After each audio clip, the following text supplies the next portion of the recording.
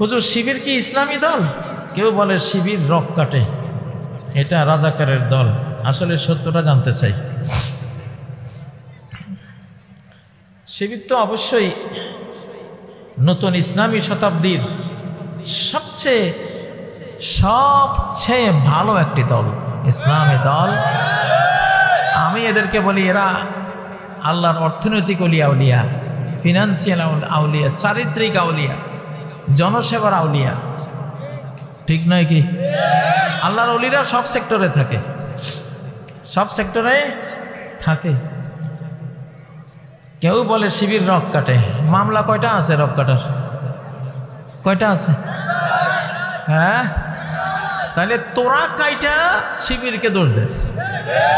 যে কয় শিবির রক কাটে, আসলে তারে ধরা লাগবে, সেই রক কাটে। 1971 সালে বিহারীদেরকে হত্যা করে, রয়ের দালাল্লা বিহারীদেরকে খুন করে দুর্নামটা দিয়েছে পাকিস্তান আর্মিকে, ইসলাম ওয়ালাদেরকে, যে ওরা মেরেছে। বিহারীরা হলো এই বাংলাদেশ মানচিত্রের সর্বোত্তম সর্বশ্রেষ্ঠ আল্লাহর প্রিয় নেককার বান্দা, মুহাজির। ওই যে আমি যে কি কারণে বললাম মদিনা আর বাংলাদেশ মিল আছে অনেক পয়েন্টে। একটা পয়েন্ট হলো মদিনা রাষ্ট্র তৈরি হওয়ার পরে তারও আগে থেকে সব মক্কার মজলুম মুসলিমরা কোথায় হিজরত করেছিলেন? মদিনায়, ঠিক না? পাকিস্তান তৈরি হওয়ার পরে সমগ্র ভারত থেকে হিন্দুদের শিরিক অত্যাচার থেকে বাঁচার জন্য তারা হিজরত করেছেন কোথায়? বাংলাদেশে। তাদেরই একটা পার্ট ছিল কারা? সব এগুলি মুহাজির। والسابقون الأولون من المهاجرين। আল্লাহু আকবার। সারা কোরআনে মুহাজির যে হিজরত করেছে, হ্যাঁ, হিজরি সন কেন গণনা করা হয়? নবীজি নিজে তো একজন মুহাজির।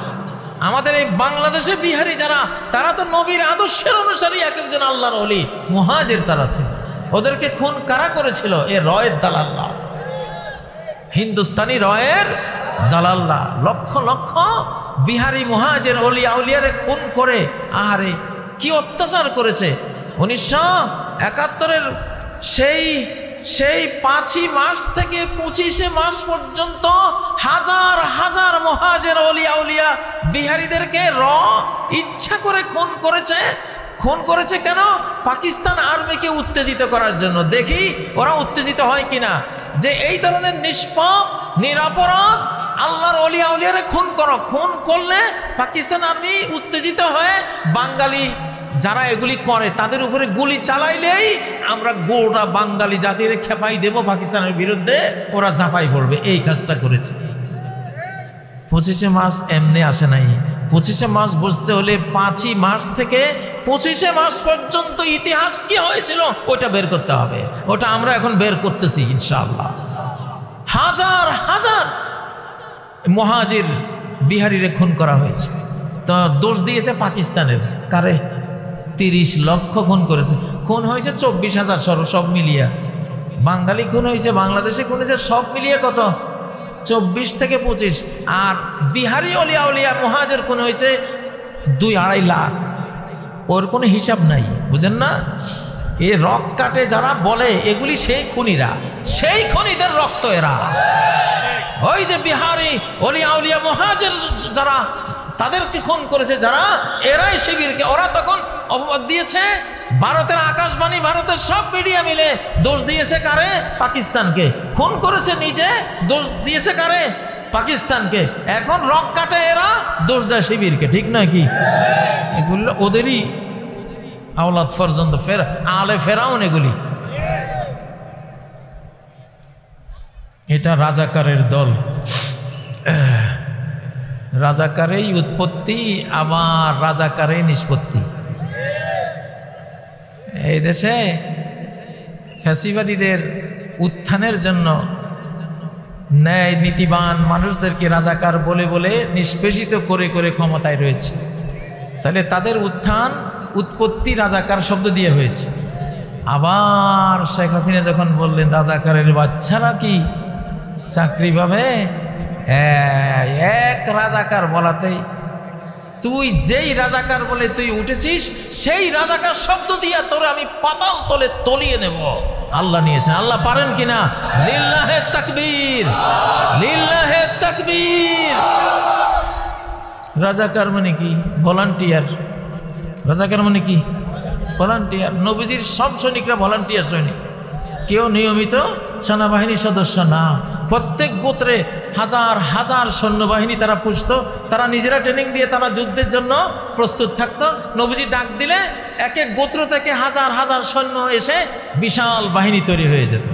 এখন আবার সে সিস্টেম আসতেছে ইনশাআল্লাহ, স্বেচ্ছাসেবী বাহিনী তৈরি হয়ে যাবে, ভলান্টিয়ার বাহিনী তৈরি হয়ে যাবে। বাংলাদেশের ইন্টারিম গভর্নরকে ধন্যবাদ, হাজার কোটি লাখো লাখো সালাম যে তোমরা, ইসরায়েল যদি পারে তার প্রত্যেকটা নাগরিক 18 বছর হয়ে গেলে ট্রেনিং দিতে, ইসরায়েলের মতো জালিম খুনিরা যদি পারে, বাংলাদেশের মতো নিরীহ এই ধরনের একটা ন্যায়পরায়ণ জাতি কেন পারবে না?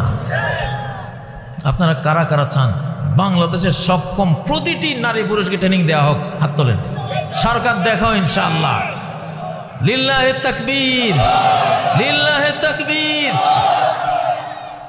সামরিক প্রশিক্ষণ মানুষকে শৃঙ্খলা শেখায়।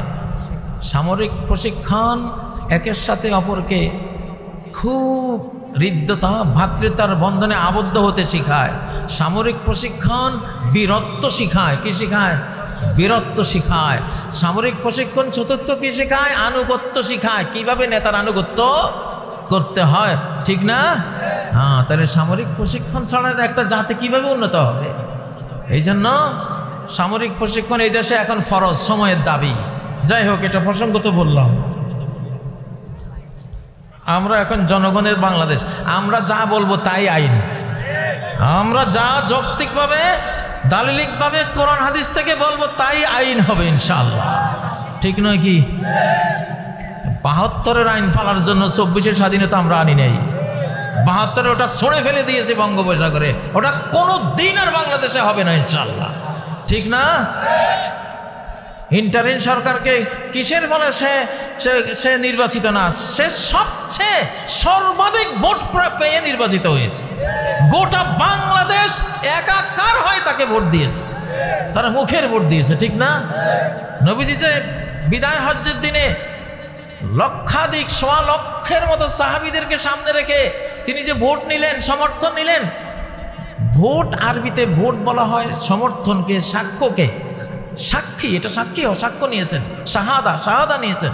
নবীজি বললেন, আমি কি ইসলামের সব বিধিবিধান তাবলীগ করে দিয়েছি, তোমাদের কাছে পৌঁছে দিয়েছি? আল্লাহুম্মা হাল বাল্লাগত, আল্লাহুম্মা হাল বাল্লাগত। আকাশ থেকে ইশারা দিয়ে জমিন পর্যন্ত নবীজি বলেন, আল্লাহুম্মা হাল বাল্লাগত, আমি কি সব পৌঁছে দিয়েছি তোমার বিধান?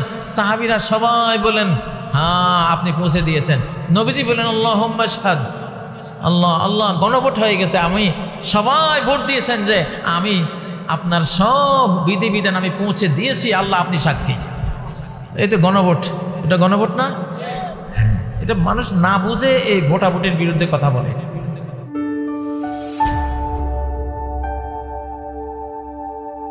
Islamic Tone 24 in charge of the Ghetto